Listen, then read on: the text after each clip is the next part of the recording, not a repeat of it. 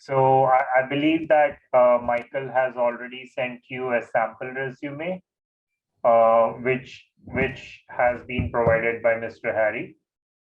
This type of a resume is really good, especially as you are going to work in sterile processing. You can use some language in that space and around it. Resume would have your name.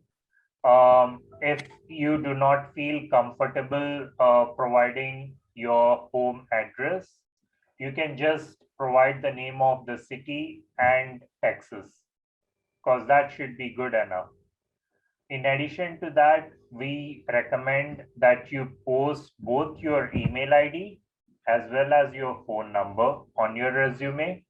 And the reason is that it makes the job of a recruiter or person whoever is in that process easy to reach out to you or reach back to you for anything. So I would say please do mention your phone number and email ID. But if you're not comfortable, you can choose to just have the name of the city and Texas with a zip code if need be.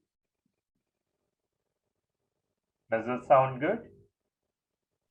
Yes. Okay. For the next portion of your resume, you need to look at a job offering. Usually, you would be able to find it on LinkedIn. You would be able to find it when you do some research about the company or the organization that is hiring. So it could be Parkland, it could be Medical City, it could be KZ Permanente, any other healthcare firm. It could be a healthcare firm. It could be a veterinary firm. It could be a dental firm. In addition to that, we have found that certain sterile processing technicians are hired in other industries as well, not just within healthcare. So do some research on the organization that you are applying to, and then slightly modify your profile so that. And one way to do that, one way that I choose to do that is to use the keywords that you find in a job description, and use similar language as the job description has, because that makes it seem as if you are really matching what what an individual wants, what a hiring organization wants. In addition to that, you can talk a little bit about your experience. What type of experience have you had? How you would be bringing those transferable skills. Now, transferable skills can be many. For example, communication. Even within the world of sterile processing, communication is important. You can talk about leadership in any of the past roles that you have had. Any roles which talk about problem solving or how you were able to provide the best customer service. Customer in the world of sterile processing would be your operation theaters, whoever is making use of the equipment that you have processed. Once you are able to prepare like 2 or 3 lines or maybe 5 lines related to that, you would try to put it in the at the very beginning. It is like your profile. It talks about who you are, what you bring to the organization, and that is going to be very important when a recruiter sees the first page, sees the resume. In the second portion, you talk about the core competencies.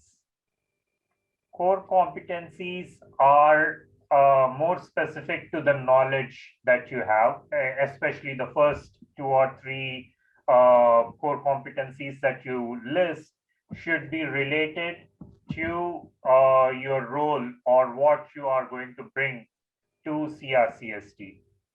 And that could be in the form of knowledge, your familiarity with working in a healthcare environment, leadership aspects, quality.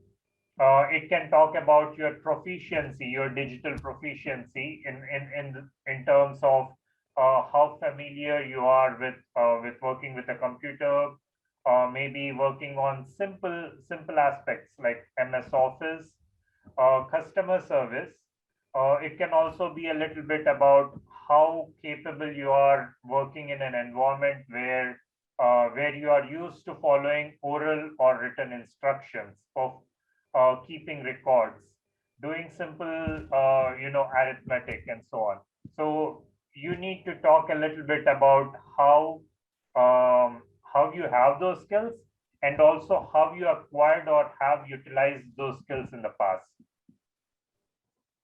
So if we look at the sample resume, the first point talks about having knowledge of surgical instrumentation and processing.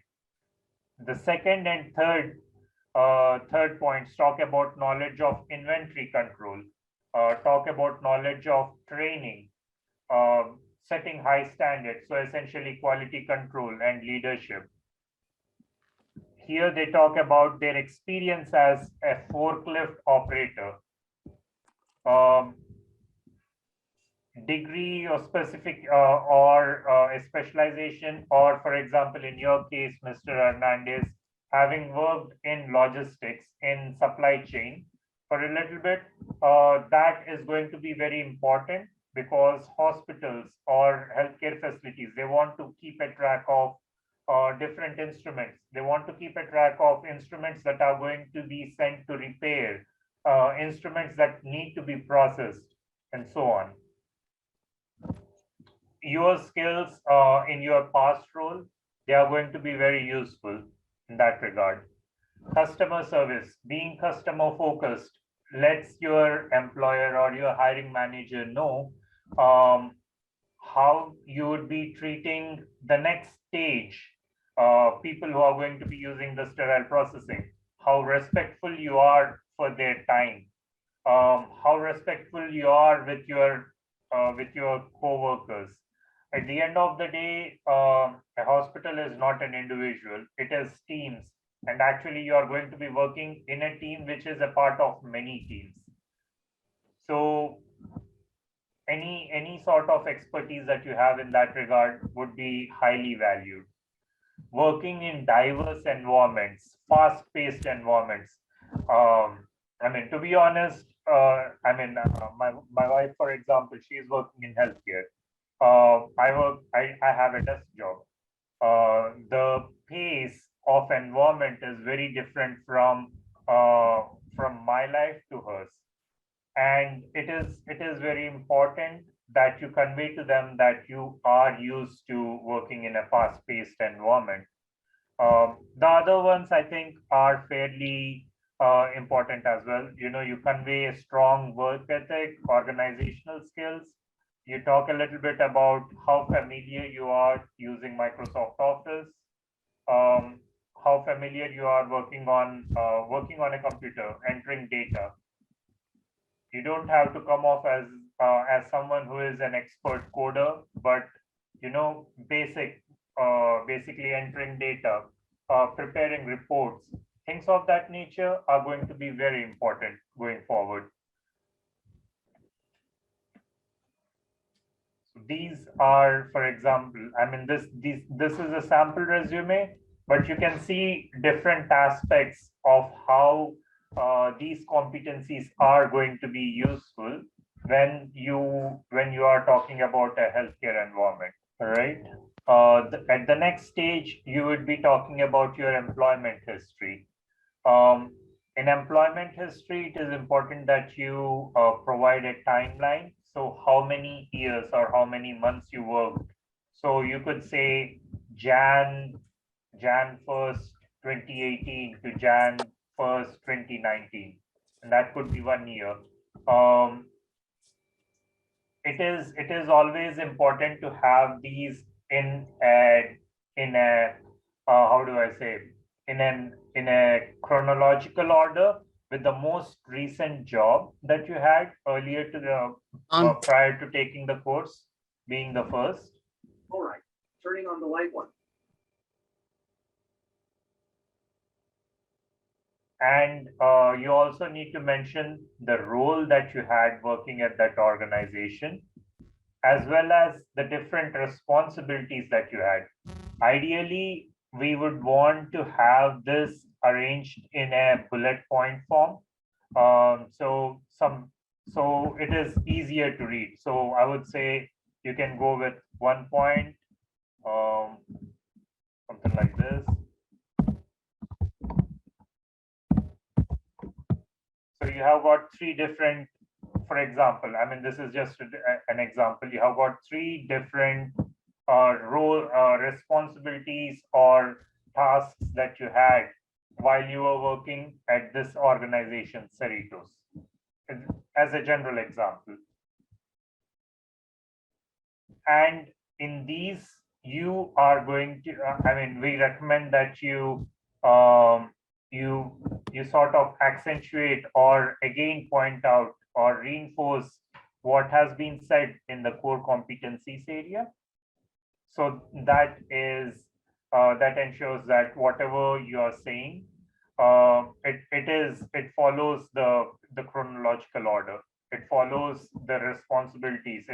It tells a little bit more about your leadership skills and so on. I don't know if both of you have worked only in US, but in a previous batch, we had students who had international work experience or working with non-governmental organizations or non-profits, right? We will, and we recommended that, go ahead, include that experience as well over here, because it talks about your experience working in diverse settings. It talks about you essentially being a good person, having good intentions, which is very important in this job role. When you say, hey, I worked for 1 or 2 years in a non-profit. You can talk about your administration experience. You can talk about your experience volunteering.